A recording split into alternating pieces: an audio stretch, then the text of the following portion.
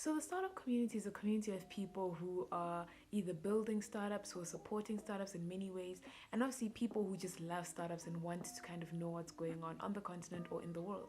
And there's so many places where people in this community reside. It's not to say that there's one community, there are multiple communities, but you kind of get a sense of where to find people, where to find information, and how to just get involved.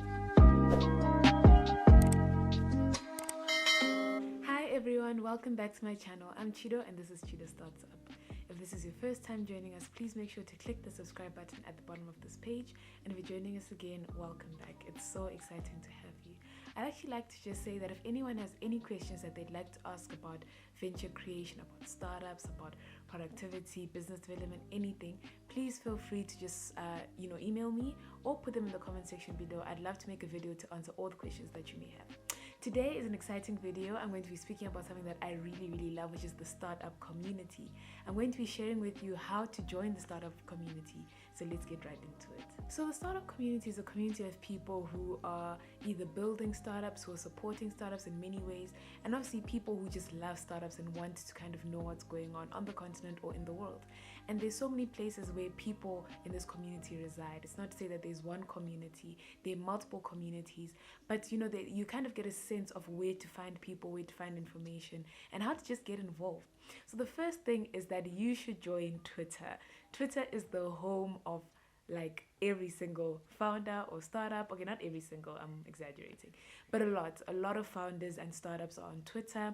They use it to engage, they use it to talk about things that happen in the startup world. I think at times when people are building a business or a venture, they find that they don't really have a space where they can actually speak about the process. A lot of the times their social media directs people to their product or their service, for sales and marketing purposes. But on Twitter, you find a lot of people actually sharing insights from their journey, sharing lessons, engaging, partnering with each other, collaborating. Like, it's just such an amazing space. So obviously there are a couple of accounts that are really big and popular and have a lot of following, and so it's good to start there because those people obviously retweet other people, and those people retweet other people, and then before you know it, you kind of find yourself following all the startup people. And the nice thing about Twitter is that it's global, so you're actually getting yourself into the American startup ecosystem, the Indian startup ecosystem. So I actually follow like founders across the board. I follow quite a lot of founders from America. I think, I don't know, my timeline has a focus on Silicon Valley and Miami and a bit of New York as well. You start understanding the differences between these things when you follow these people on Twitter. Then I am also on the Indian startup ecosystem. That one is booming. That one is super amazing. There are a lot of really great founders that are coming out of India, and it's so inspiring. Sometimes also they do post in their mother tongue. If I really want to know what that post is saying, I just translate it. Otherwise, you're able to follow. Everyone usually posts in English. I'm also part of the SA Twitter ecosystem and the Zim Twitter ecosystem, and now I'm also venturing kind of into the East Africa. So from like Zambia going up into Tanzania and Kenya and Uganda. I do follow some Nigerians as well, and again, the more you follow people, the more you just kind of learn more about what's happening in their ecosystem, what's happening in their country, and people start following you back, and before you know it, you have like a good thing going. One of my really close friends that I actually speak to quite a lot about Vambo Academy is from Nigeria. We actually found each other on a Twitter space. We joined the same Twitter space. He followed me, I followed him, and now we're like we always talking about startups. We're always trying to plug each other's opportunities. So yeah, Twitter has been a great space for me. I know it's been a great space for many other founders. I also don't post that much on Twitter. I just I don't post that much on Twitter. I think I'm more to read and to learn. But again, if you're someone who wants to post, if you want to share your journey, also if you change your mind, if there's seasons when you want to post and seasons when you want to just kind of take a step back, it's super flexible and you can do that. So Twitter is a great place to go. The second place to go if you're actually looking to join the startup community is to network and engage with founders at pitch competitions. So the lead-in question that I love going in with is, hey, my name is Chido and I'm building Vambo Academy. What are you building? Everybody loves talking about themselves, about the things that they're working on, about the things that they're passionate about. So asking people about that is actually a great way to lead into conversation. You never know what they could bring up in conversation that could lead to something else. Or, they could be like, oh, we actually applied for this other competition that we didn't get, or applied for this competition and we won. And you'll be like, oh, wow, I've actually been looking at that. How did you do it? What did you learn? And, again, just by having that conversation, that exchange, you're already gaining a friend, right? You're gaining someone who is also part of the same community, looking at similar opportunities, looking to also succeed the same way that you may be looking to succeed. If you're not building a venture yet and you still want to do this, I encourage you to go to pitch competitions and support. The nice thing now is that a lot of them are online, so you can just log into a pitch competition, listen to some pitches. If there's some businesses you're interested in, you can always look for the founder and DM them afterwards.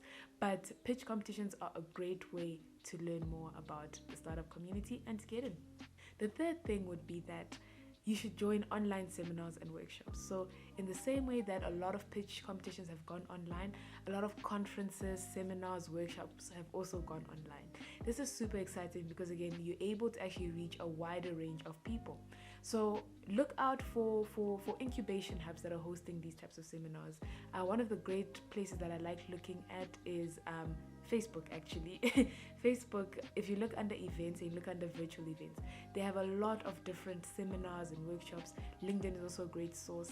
And I think, again, just following some incubation hubs, some tech hubs on social media, you're able to kind of see when they're hosting something and you can join.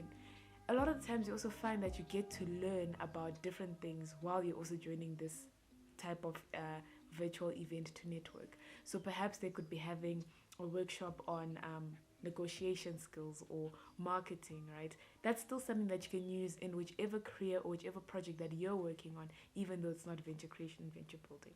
The fourth thing is that you should actually look to follow the business pages of startups and ventures that you like and to promote their content if you genuinely like it.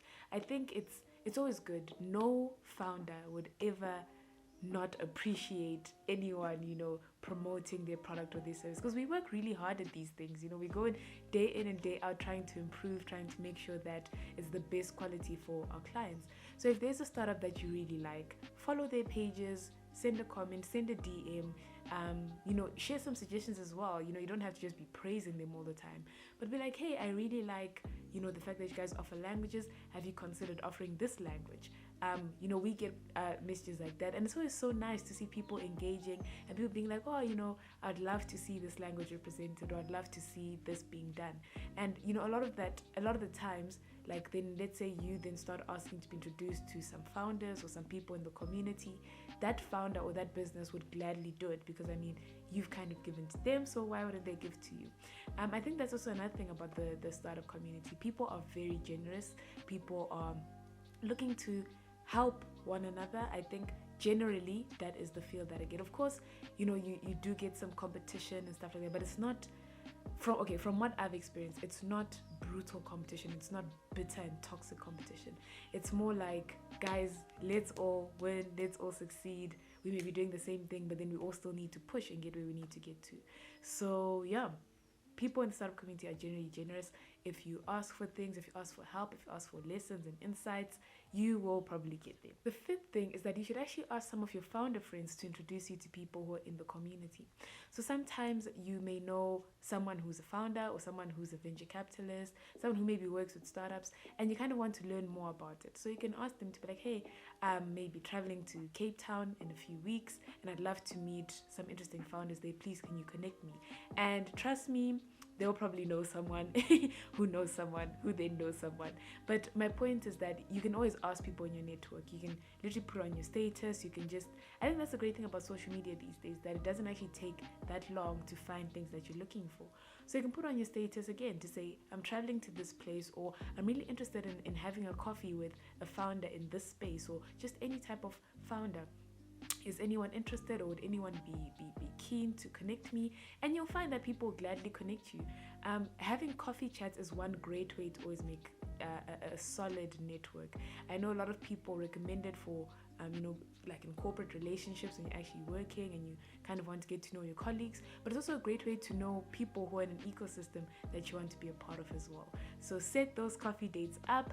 I would love to have some coffee dates. So if anyone would love to do that, let me know. Let me know. Let's set it up, either in Joburg or Harare, because those are the places that I'm usually in. But let's set it up. Let's have these coffee dates and get to know one another. And then my last tip is that if you want to get into the startup community, if you want to know certain people, shoot your shot.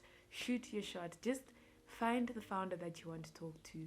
If you can get their email, great, email them. If you can't and you can get their social media platform, then DM them, send them a friendly DM. Don't just say hi, because I don't know what hi means. But just say, hello, I really love what you're working on. I'd love to get to know more. Could we set up a brief meeting to talk about it? Or can we have a coffee chat? Or things like that. I think you'll probably find now, after the whole shift in the way things are working, that a lot of founders would prefer to have virtual chats, especially if they're working remotely or they're working in different spaces.